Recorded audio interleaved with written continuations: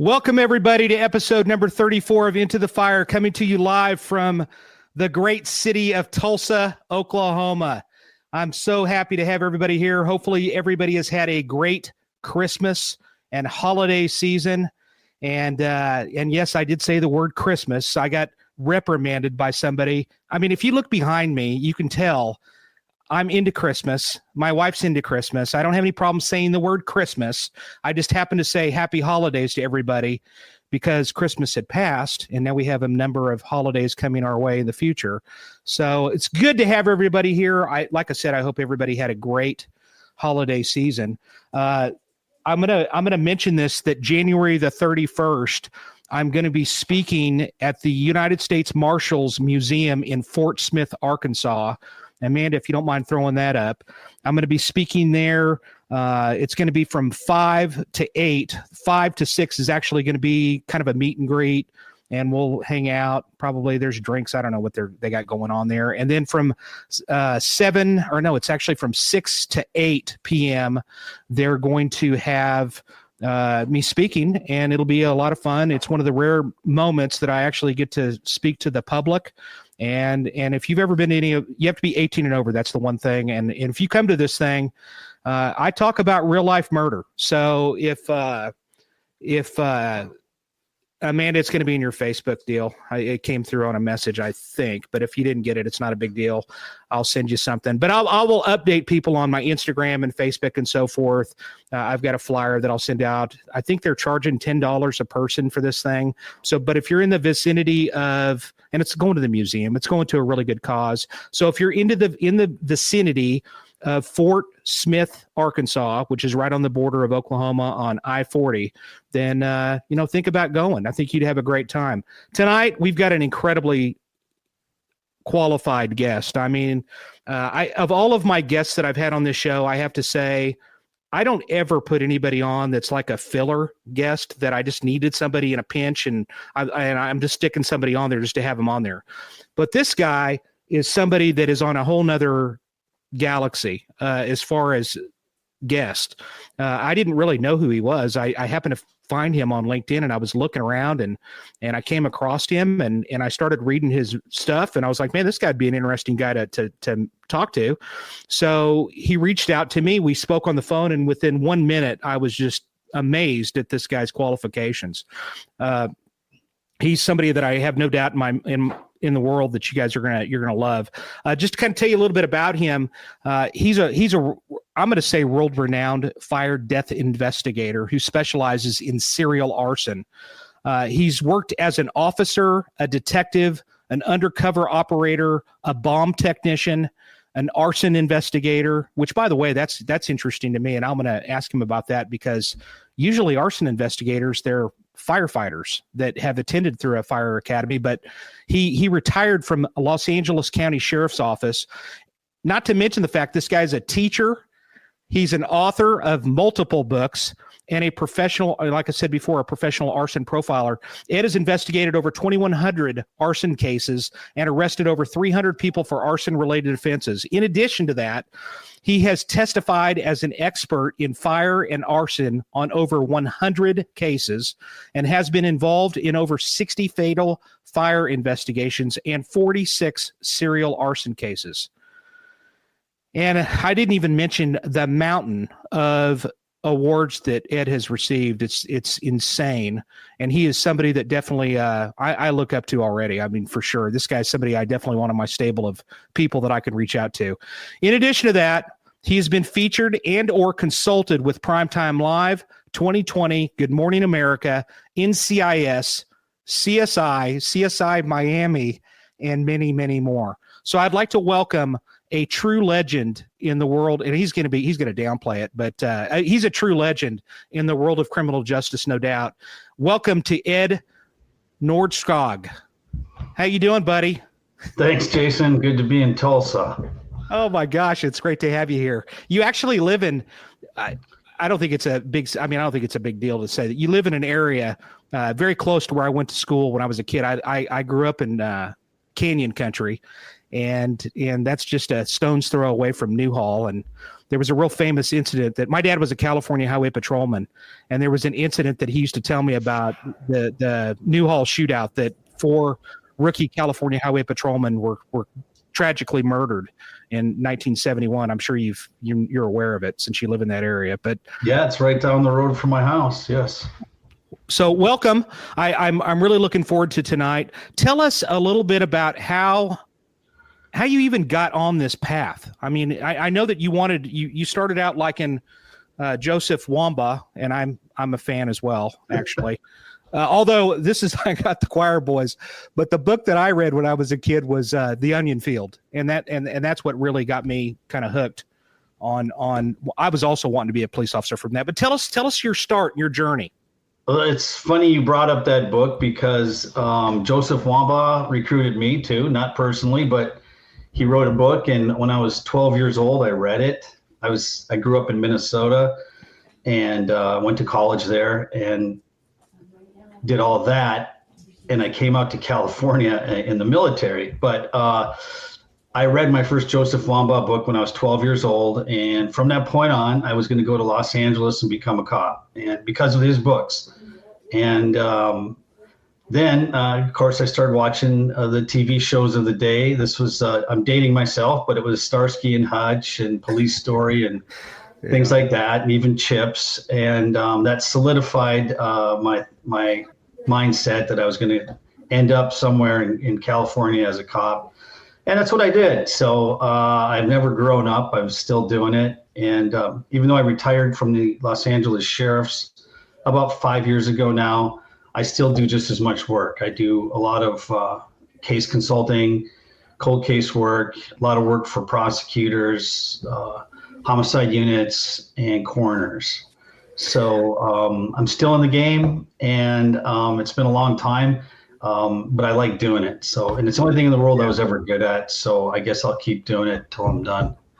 Now, you worked at a variety of assignments as a cop with the LA County Sheriff's Office, and they've got what, 7,000 or 8,000 deputies roughly. It's a huge department, right? Yeah, I think we're sitting at about 8,500 right now, deputies.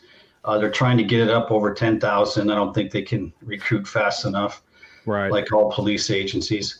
But I started with LA Sheriffs like everybody else. I was recruited out of the military base, out of the Camp Pendleton. The sheriffs recruited people back in the 80s off military bases, and like everybody else, went to an academy, went to a jail had to work in a jail for a couple of years, and then went out to work patrol. And I worked uniform patrol in the Compton area, which at the time that I was there was probably the most violent area in the entire United States. Yeah. So it was a good time. And because it was so busy, I made detective in a year and a half probably.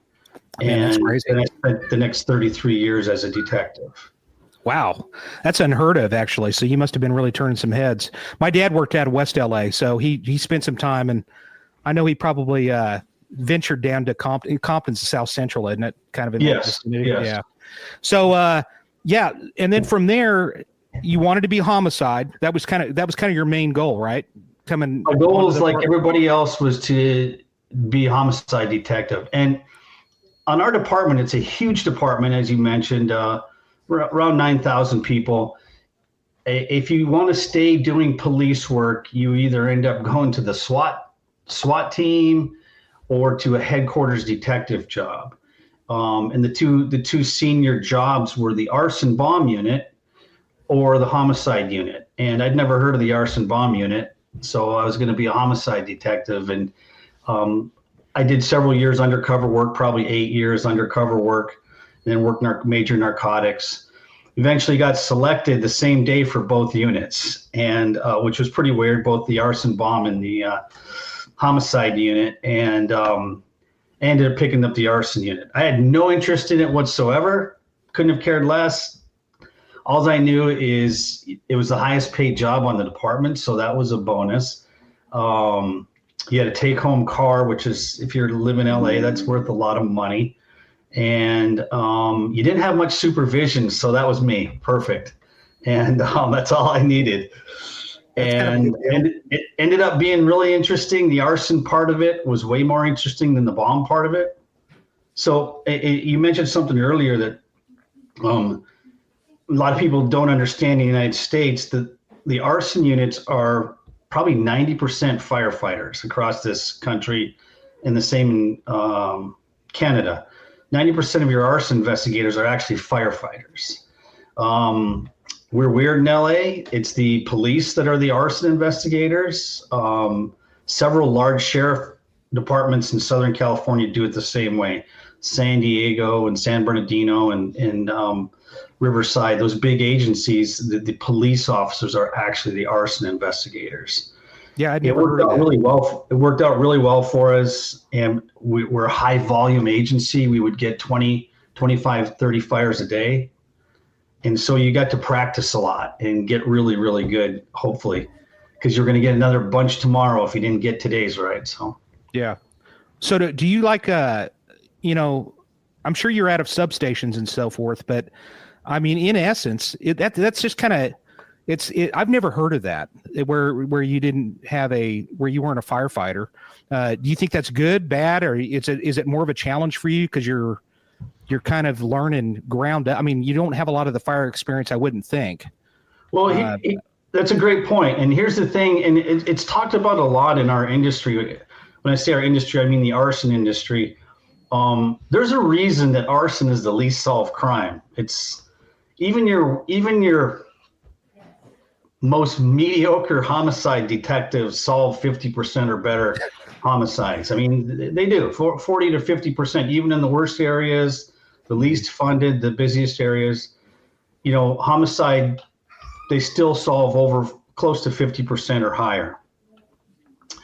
Across the world, but especially in North America, the solve rate for arsons is about 2%.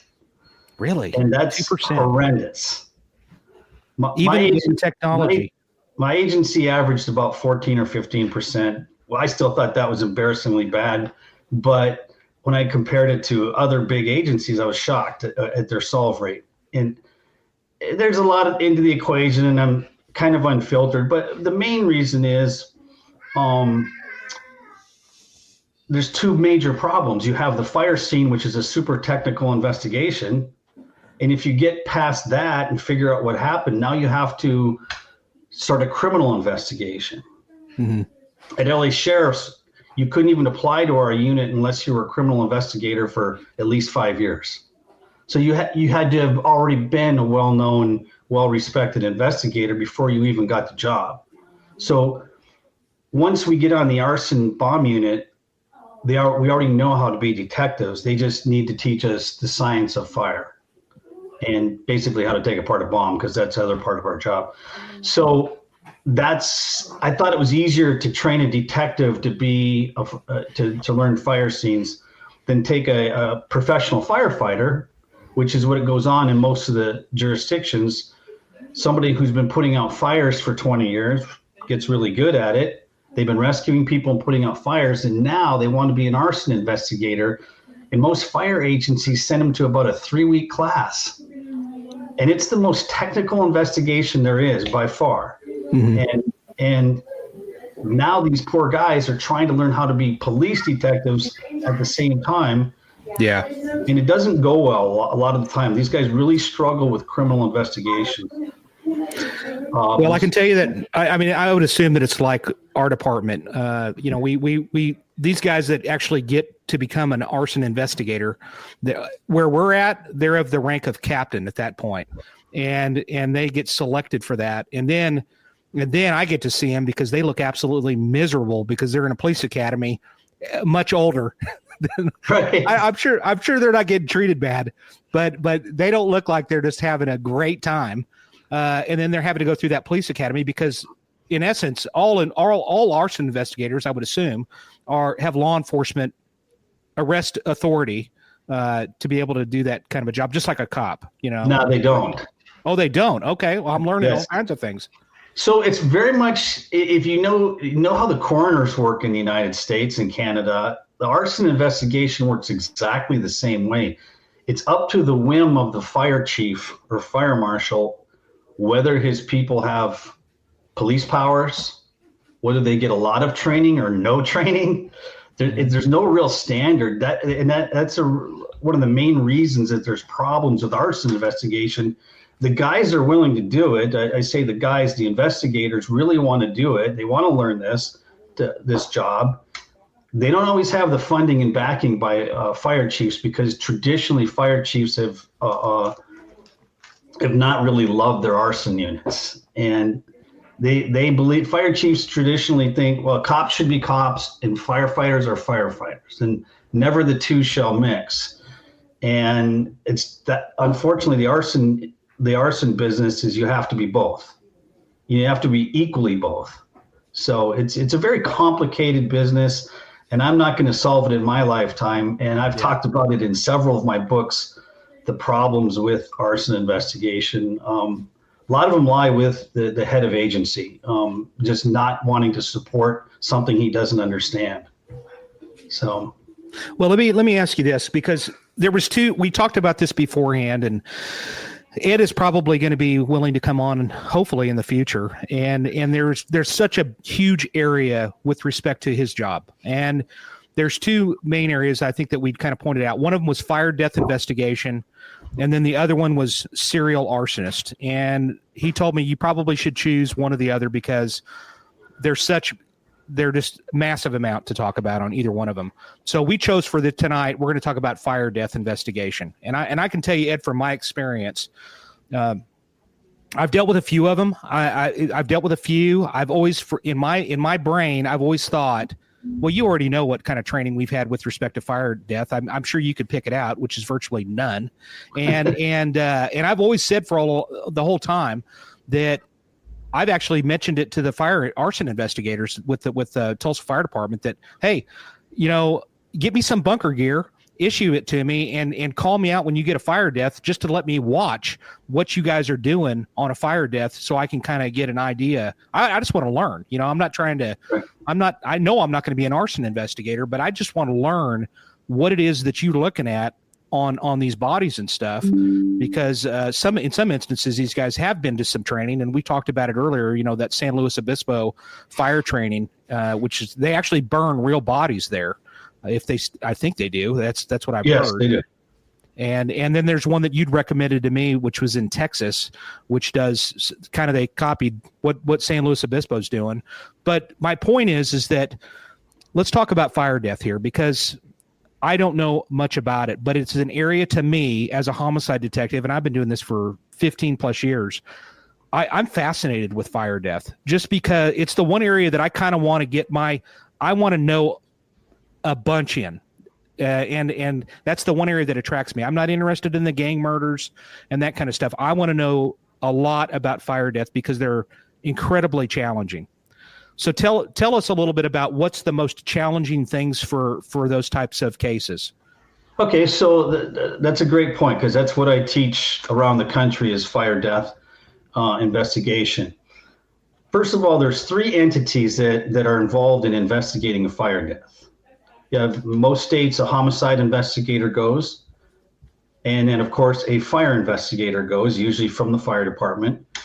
And then a coroner's person will go. Whatever your system, medical examiner or coroner, they'll typically send somebody there, obviously, to collect the body. Historically, that's been done as three separate investigations.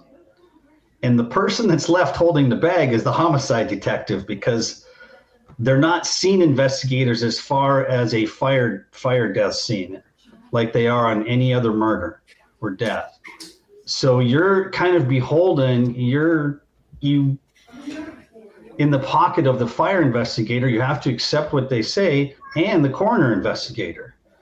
Now, when I get cold cases and I get cases that are unsolved a lot that I help with, it's usually because one of those three investigators, the homicide, the coroner, or the fire investigator, is not talking to the other ones and not telling them what they're doing, because everything one investigator does affects or alters what the other investigator sees. And so the best situation is if you have a deceased person in a house fire, Go there, wait till all three people are there, coroner, fire, and homicide. Stop and talk to each other for 10 seconds at least, and decide what you're going to do and in what order you're going to do it in. Because there's actually numerous tasks to be accomplished. And if you do the task out of sequence or wrongly, you're going to lose somebody else's evidence. Maybe the coroner's looking for something in the scene. The arson person is certainly looking for arson-related items. The job of the fire investigators, simple on paper, we have to figure out where the fire started and what caused the fire. Extraordinarily complicated. The job of all three is then to decide, why did this person not escape the fire? Because in modern North America, fire deaths are actually quite rare. Although they happen every day, they're not common. It is not common for someone to die in a fire. It's not normal. It's abnormal, if not suspicious. Usually there's very good reasons why they die in a fire, but you have to find those in the scene. So my job with a homicide detective standing next to me would to explain to him what I'm looking for about why did these people not escape this scene? What caused them to perish in this fire? And usually it's related to two big things. It's their health and their lifestyle. And all people like you and I do when we go to scenes like this is document both the health and lifestyle. Our best weapons at these scenes are, of course, cameras and notepads. And then at some point we'll start to dig out the scene and do an archaeological dig, if you will, and delayer the scene and get down to the floor and figure out and put everything back in the scene and figure out what happened here. And if we put a lot of work in there and it's labor intensive, we're going to figure that out in a house fire quite often. In a car fire, a little more difficult. Outside, in a non-traditional environment, a little more difficult. But car murders are more difficult to me.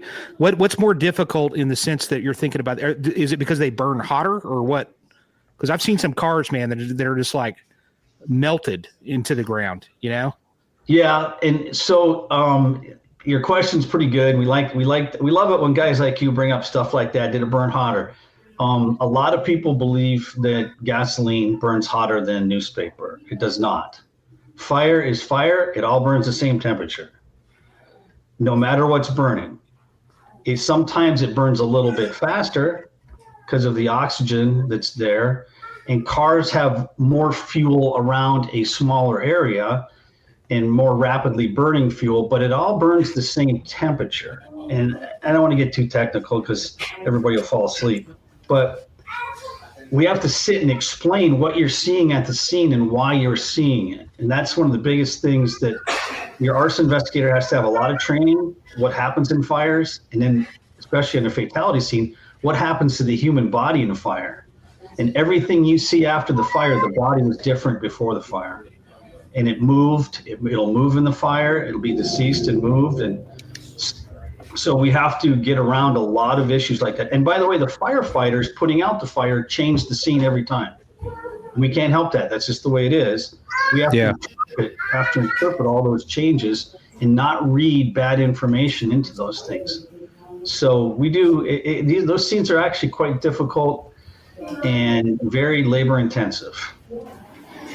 So as a detective that virtually has gotten in no real formal training, but I'm interested, and I heard you on another deal talk about how there is a motherload of free training available, which I'm eager to hear about that as far as where to go to get that free training for first responders,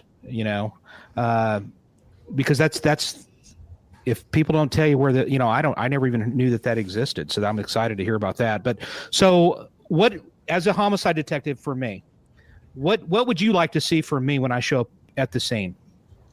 Probably shutting my mouth and listening.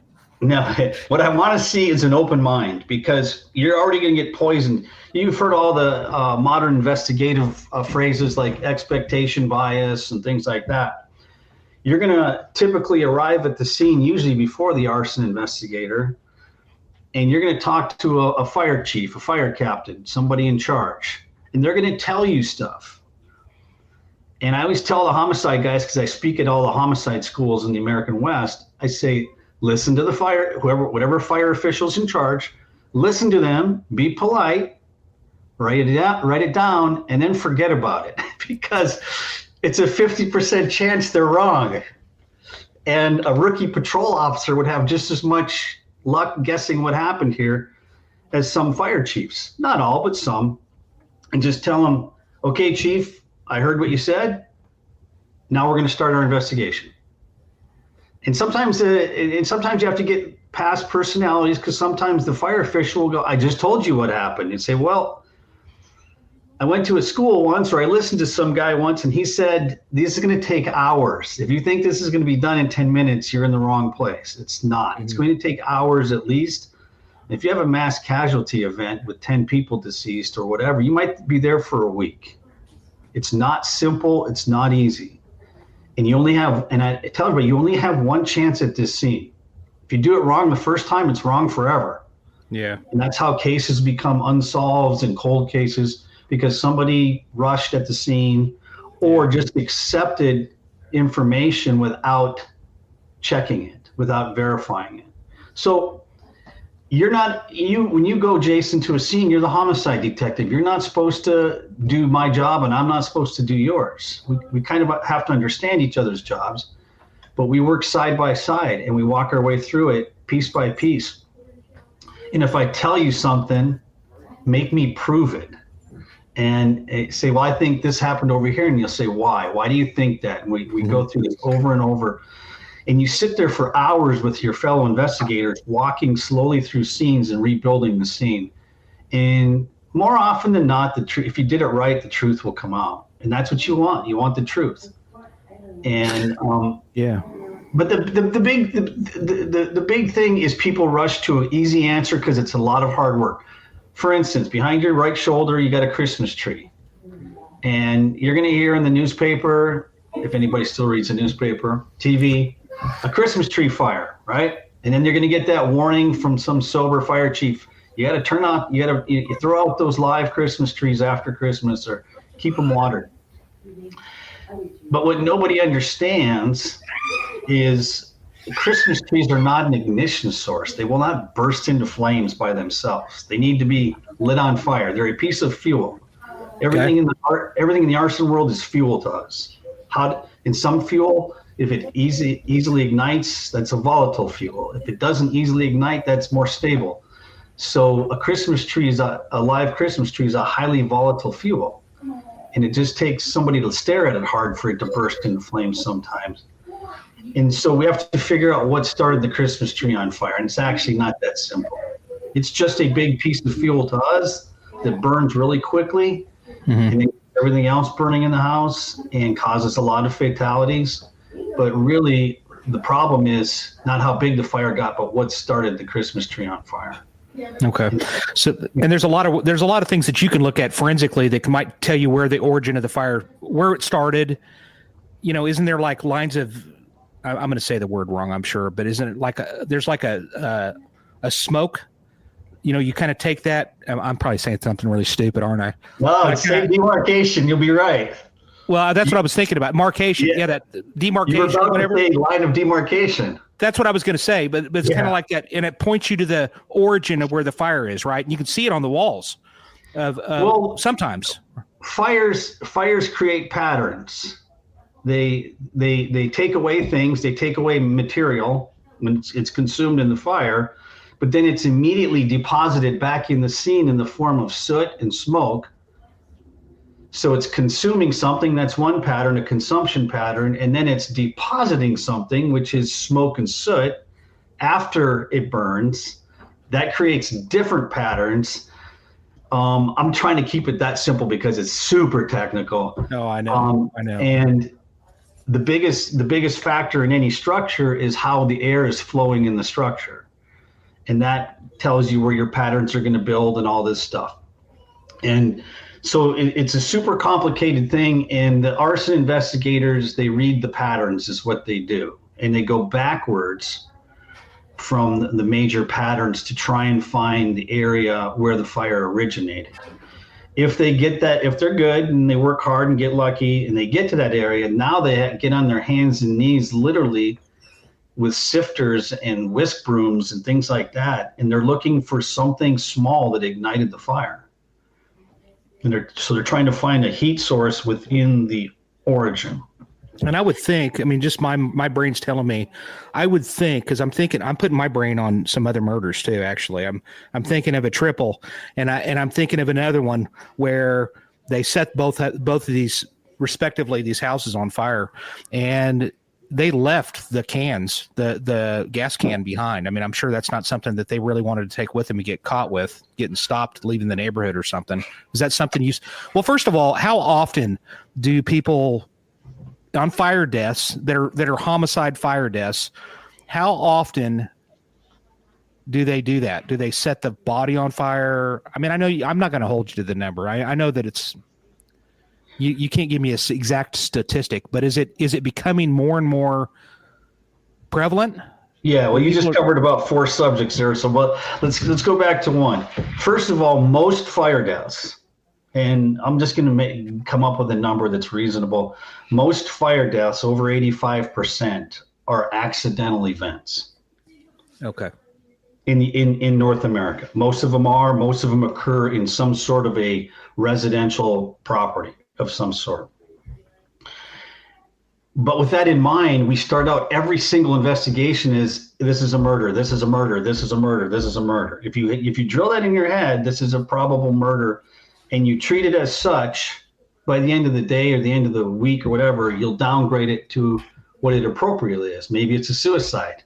Maybe it's an accident or a misadventure of some sort. And the reality is most fire deaths are not murders. But you have to start out with the murder mindset, which is it could be a murder. Because if you start out, it's an accident, it's an accident, it's an accident, you can't go back the other way.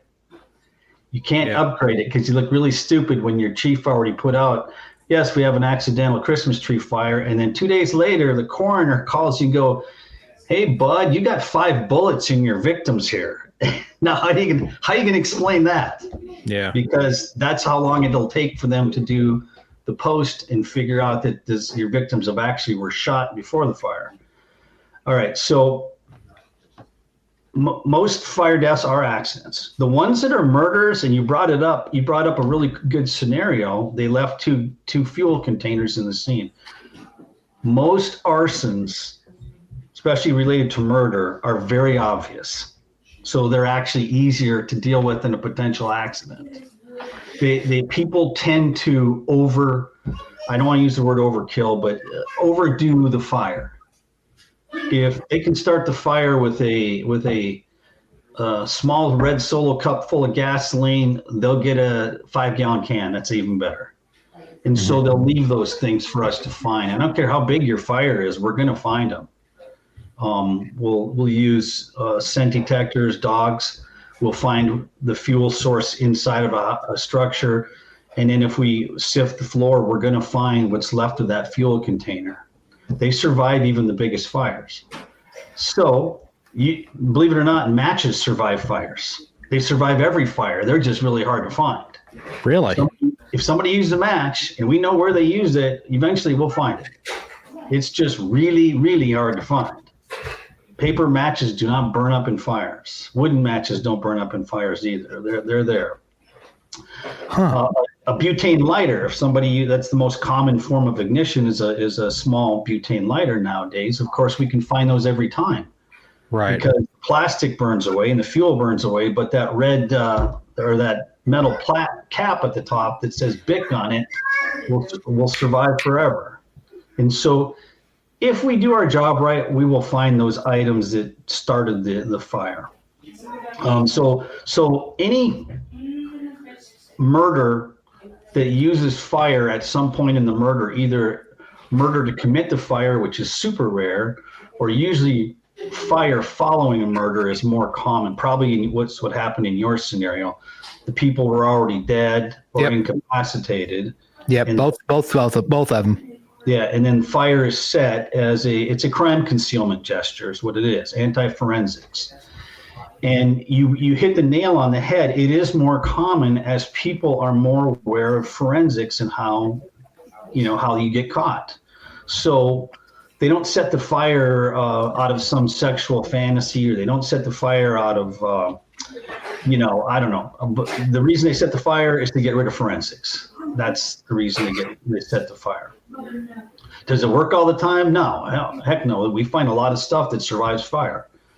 And sometimes that's in a structure. Now, if you take that same scenario and put people in a car, they've been killed and placed in a car and set on fire, you have a lot of damage to the body, but you'll still find what caused the fire in that vehicle. You'll find the fuel container, you'll find the Bic lighter, you'll find things like that. And it's just maybe bullets too. What's that? Maybe bullets too. If they bullets, you have to understand, of course, that soft bullets like lead and copper will melt. But what happens in a vehicle is all the items you're looking for go to the floor. And when a vehicle starts on fire with, say, there's a body in it or two bodies in it, you have the seats burning. You have, of course, the fuel that they started the fire with. And then you have all the plastics on the interior of the car burning. Yeah. And you have a good airflow because the windows are there. And you tend to have severe damage from car fires. But when you bring a guy like me out to your scene, I'm going to bring my friends. And I always tell everybody, you got one chance at the crime scene. Every homicide dick knows this. You got one chance to do this scene right. Bring the right people to help you, not the most. I'm not going to bring 30 firefighters in their turnout gear. I'm going to bring 3 or 4 CSI people, really good photographer, and I'm going to bring my buddies from the bomb squad who are going to bring their x-rays with them. We're going to x-ray the entire car. Because after a fire, firemen come, put out the fire. The car cools down again now. It's all dirty and smoky and everything. And whatever was on the floor is now it's sealed in hardened plastic because the plastic that was burning re-solidified after the fire. And it's in under 2 inches of plastic on the floor, and we'll just x-ray the floor and we'll find the car keys, we'll find the cell phone, we'll find a handgun, we'll find a knife. Blood will be underneath it. And so the x-ray will tell us where to look, and we'll just go in there with saws and cut out the area, and sometimes we'll reheat the plastic and melt it and pull out what the evidence we're looking for, shell casings, handguns, things like that. It's a lot of work, but it's a murder. And so, you're going to spend the extra dollar and time on a murder case that you don't on every single fire. So when I teach, I'll teach on how to do car fire investigations. Maybe a body dump. That's another one of my specialties, is where someone's body is taken out into a rural area, dumped and set on fire. And there's predictable traits that happen during things like that on body dumps. And the more the bad guys try to get rid of the body, the more evidence they give us. And we solve the vast majority of our body dumps, even though they're out in the middle of a desert or a mountain range somewhere. And it's a whodunit. There's no cameras around, no cell phones. We solve the majority of those by the DNA that's left on the body. So, and it's really hard to burn a body, at least from what I've seen. I mean, you can burn parts of it off, but to basically cremate it, and that's pretty tough. Yeah, you can't do that. The cremation by itself is an unnatural act done at a crematory. And it's in a gas-fired oven that's twice the heat of normal flame. Like if you were to make a campfire, go out there and make a campfire, whatever, the flame temperatures are going to be 1,500 degrees roughly, just roughly, depends if the wind's blowing. Or if a car's burning, the flame temperatures are 1,500 to 1,700 degrees. If a house is burning, the same temperatures. If you put somebody in a gas-fired pressurized gas stove, you can get the temperature up to 3,500 degrees. Even still, at the crematoria, after they put you in that for a time period, they grind up your bones and stuff in a grinder. Most places do. So you can't really make somebody go away. That's impossible. But you can, if you burn their body long enough, you can make majority of their tissue go away. Well, I would assume that you would probably think that it's a good idea, what I'd mentioned earlier, that if you really want to, if as a homicide detective, I'm of the belief that in that position, we really should be trying to get better at our craft. And this is part of what we deal with. And to do that, to basically collaborate and communicate with the experts in that area, which are the arson guys, whether they're cops or not, to really work with them. And teamwork makes the dream work, or at least helps. And I'll tell you right now, I got to tell you, on one of the murders back in the day, they when I called the arson guys, I said, "Hey, we need to have a meeting with you." And they're like, "Oh, okay, great. We're thrilled that you even called." And I was like, "Well, of course we're going to call. That's what but they've worked a lot of deaths and they didn't get a call. You know what I mean? And that's kind of crazy. It's that's the nature. That phone works. The phone works both ways, guys. Yeah, that is the nature of the arson homicide dynamic for the last 150 years. Miscommunication, mistrust, a lot of stuff like that. And when people work together, it works really well. And I said I do teach all the time, and I don't try to teach a homicide detective how to do my job, because I'll do that job, and I'm not going to do his job at the scene, but I'll show them why they need an arson investigator there from the start, to, if nothing else, to advise them and on what goes on with the fire department, what goes on with the overhaul operations, things like that. So. And again, when I do cold cases, which I do all the time, usually it's a cold case because of a mistake at the scene between maybe the homicide and the arson investigator. So when I teach, it's usually to how to break down those barriers, and I show them case study upon case study upon case study of somebody from the other team not understanding what the other investigator was doing, and it caused bad information to be passed on and things like that. So training through case studies is to me the best way. Yeah, some guys go, "Well, you're telling war stories," and yeah, sort of, but we tell the ones that we got wrong too, by the way. And that's well, those are some of those are the best ones to tell, really. Those are the ones where you really learn. We went down this path for 2 days and we were wrong, and we stopped and we backed up and we started over again, and eventually came to the correct conclusion. And that is police work at its best. Every homicide guy does that, coroners do that, and arson guys do that too. And you're right to reach out to the arson people. They should be at every single fire death, everyone, and as well as you guys should be too. Even if it's an obvious accident, nothing's obvious. Just go there, treat it like a potential murder, downgrade it to what it is once you've got all the data. Yeah. I've even went to a couple of them that, believe it or not, and this is shocking to me, where they ended up calling me like 3 days later, and they're like, "Yeah, we had this fire death out here and they never called us." And it's, going back, this whole scene is totally changed. And I don't, when I get there, I'm like, what in the heck am I even looking for? They're not even there, kind of a deal. So listen, I want to mention this, www.arsonprofiler.com.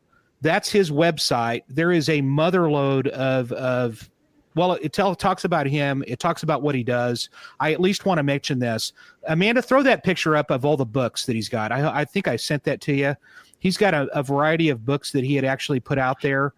Yeah, there you go. So just real quick, and by the way, I got to tell you, thank you for the fire investigation book that you sent me. I really appreciate it, and it's very informative from the parts that I've read already. But so let's go through these real quick. What books are we looking at here? So from left to right, a little fuzzy, but I gave you a bad picture, I guess. The one on the left is about serial arsonists, real cases that I ran into in Los Angeles.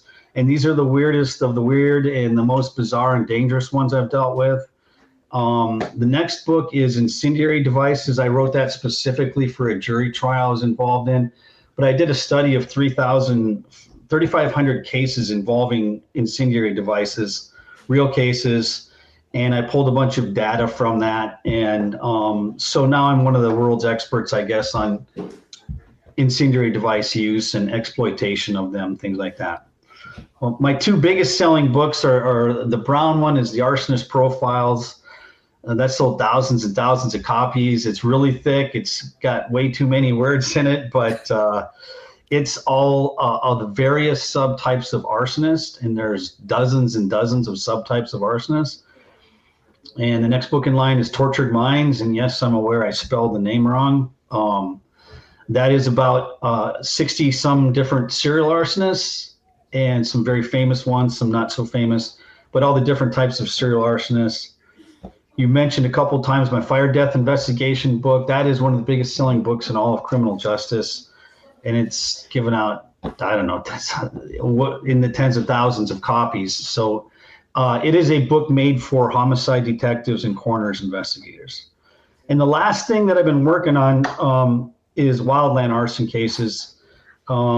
If I was smart, which I'm not, I would have got into that 20 years ago, because everybody in the wildland sector is rich. There's a lot of money in the private side of that. But this is basically how to actually arrest wildland arsonists. And I write my books about the actual crime of arson, because most of the people in the fire investigation business in the private sector do civil fire work, which is a lot of litigation behind accidental fires. And what you don't know is your case, whether you want somebody to look at it or not, will be checked. Your work, Jason, will be checked on every fire death you go to, because fire is money. It's huge money. It's the industry behind it in my field is unbelievable. There's some very wealthy private fire investigators, very technical people, very engineering heavy type people, because fire is money. And wildland fire is even more money. It's worth billions to people. Yeah. Just imagine the Lahaina fire, what that's worth to lawyers and private investigators. So your work gets checked on every fire death, whether you know it or not, will end up in civil court, because somebody that died in a fire is worth money. There's going to be litigation. They're going to blame somebody somehow. Yeah. And people say, well, I don't do civil. Most police and firefighters say, well, I don't do civil cases. That's what I said about 50 civil cases ago. Yeah. And I've been drug in, and believe me, the civil attorneys know what the heck they're talking about. They know what to ask you. They ask 10 times more questions than your criminal attorneys. So, because it's money. If you're a cop out there, because we have a lot of cops that watch this thing from coast to coast and actually throughout the world, Canada, Europe, get this book. It's not that expensive, and it's full of great stuff. Get his book. I'm telling you. And Ed, just to give you a little, hopefully your numbers go up, because this warden's book right here, this is from Philip Parker, one of the wardens that was on previously. His book shot up to number 3 from number 9. So and that was right after our show. So hopefully you're going to sell some books. If you're a citizen, you can buy the books. There's nothing stopping you from buying these books on Amazon if you want. One of the, just real quick, and I know we weren't to talk about arsonists because it's just too big of a hole to go down. But one of the, I was fascinated that I'd heard you say earlier on, not on the show, but earlier on another one, that the most prolific serial arsonist was the son of Sam. Like, he was one of the most, like, he could, am I right? Yes. And so I was shocked by that. That's back in 1977. David Berkowitz, the son of Sam. Nobody knows him for setting fires. He set thousands of fires. He documented 2,500. So nobody's come close to that we know of. I track all the serial arsonists. I've tracked 1,500 of them. And there's been quite a few that have lit over 1,000 fires. There's quite a few, but then the numbers get real small. Son of Sam's documented himself 2,500, and nobody knew him for that, even though he called the fire department all the time, told them who he was. Not by his real name. He gave himself a couple of fake names, the Bronx Avenger. But he was a angry serial arsonist that late in life started shooting people, and we all know him as the 44 caliber killer or the son of Sam serial killer. Yeah, that's fascinating. He was doing fires way before that.